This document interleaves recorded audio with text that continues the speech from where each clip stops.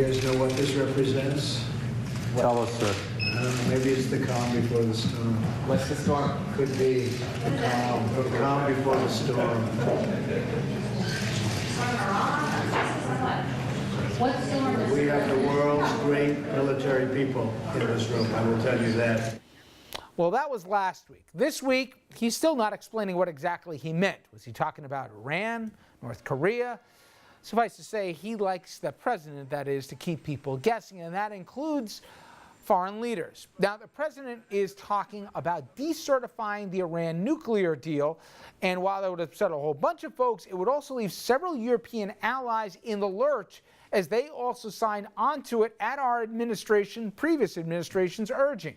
Our president now is also talking about, among other things, pulling out of NAFTA, that on the heels of bailing on the Paris Climate Accord. And just to put in context where we stood on that, only Syria, that's right, Syria, is the only other nation that is not signing on. Even Nicaragua just joined the Paris Climate Accords. Put that in context. I guess that's what an America First presidency looks like. Well, we wanted to get some perspective from an expert when it comes to diplomacy and foreign policy, so we sat down with former Assistant Secretary of State, P.J. Crowley. He's also the author of Red Line, an American foreign policy in a time of fractured politics and failing states. PJ, I just want to I'll play the bite here off the top from Senator Corker, and I just want to remind everybody, this isn't some partisan Democrat, Tennessee Republican.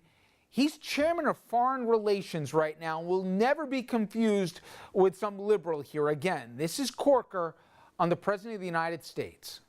Secretary Mattis and Chief of Staff Kelly are those people that help separate our country from chaos. We could be heading towards World War III with the kind of comments that he's making, and it very much feels to me like he thinks as president and on a reality television show. Remarkable in the language, PJ, but more remarkable to me, I have not heard one Republican senator contradict or condemn the remarks of the senator.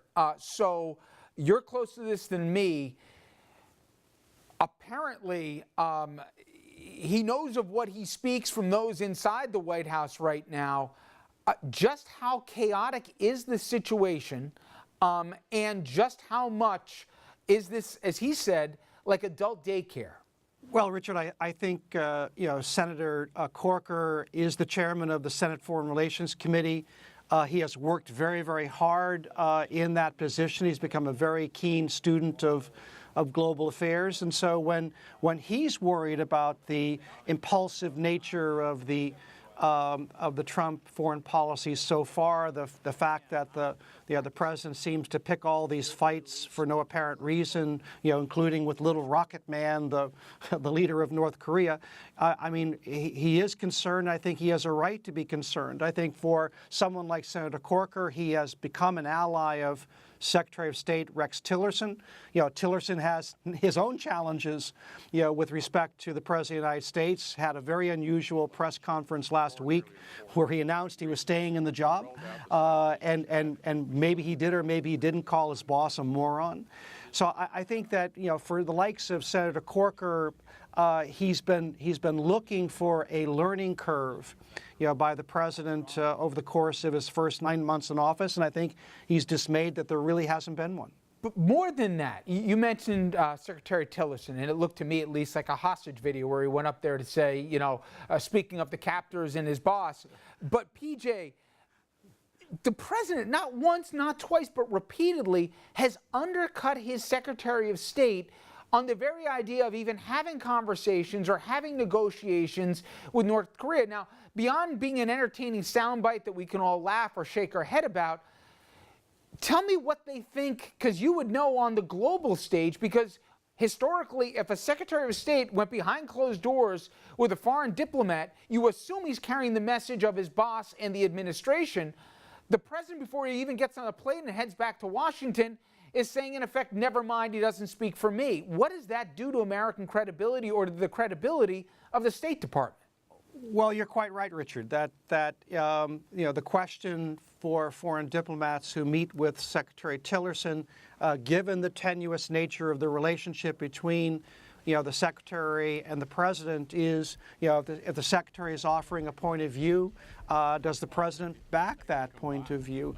I certainly think that the tweet that the president issued last week, that talking to North Korea is a waste of time. Well, on the one hand, we could just say that's Trump being Trump, but on the other hand, it does have very significant potential policy implications, because if there is, in the eyes of the president, no diplomatic option, then you're left with two very stark choices where it comes to North Korea. You can either take military action, and even as Steve Bannon said in his exit interview with the American Prospect, there's no military option that doesn't put hundreds and hundreds of thousands of South Koreans, Japanese, and potentially Americans at risk. But then the other stark option is simply that you have to find a way to live with a nuclear North Korea. Neither of those is necessarily ideal. And, I'll throw a bunch of anacronyms out there that all of a sudden carry meaning because of what he's threatening to do or is doing. We talked about not joining the Paris Climate Accord, putting us in league with the Syrians of the world here. We talked about now maybe NAFTA going away. UNESCO on a separate level was pushed away. We talked about TPP, obviously, during the campaign. But the Iran nuclear deal and decertifying that, to me, my question is, okay, he didn't like the deal. We can debate whether it was a good deal or a bad deal, or the terms were generous or they weren't, or it was just good policy. Nobody has said, and you correct me if I'm wrong, PJ, that the Iranians haven't lived up to the end of their bargain here. And moreover, we've already paid them the money.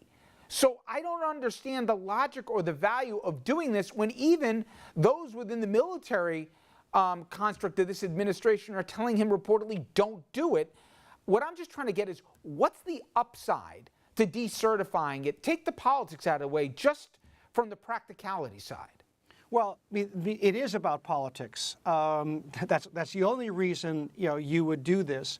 But here again, Richard, it's one of those ironies where we talk about a do-nothing Congress, but that is probably the ideal impact of what is likely to happen here in Washington, either today, or tomorrow, when the president announced that he's not going to certify that Iran is in compliance with the JCPOA. Now that certification process is not part of the JCPOA itself. It's something separate that was put in place by the Senate, where they didn't like the Iran deal, but they were not in a position, to block it. Under the ideal circumstance, nothing happens. But we did see one of the conservatives who is hell-bent against the Iran deal, Senator Tom Cotton of Arkansas.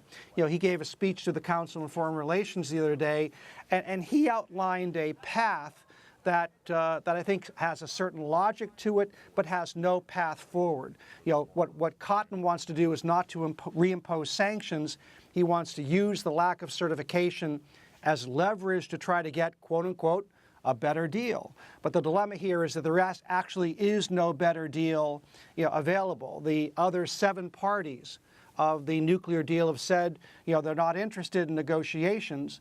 And so then Cotton says, well, the only remaining lever is to initiate a trade dispute against China, or the European Union, saying, you're going to have to get on our side about trying to renegotiate this, so you can either do business with Iran or you can do business in the United States.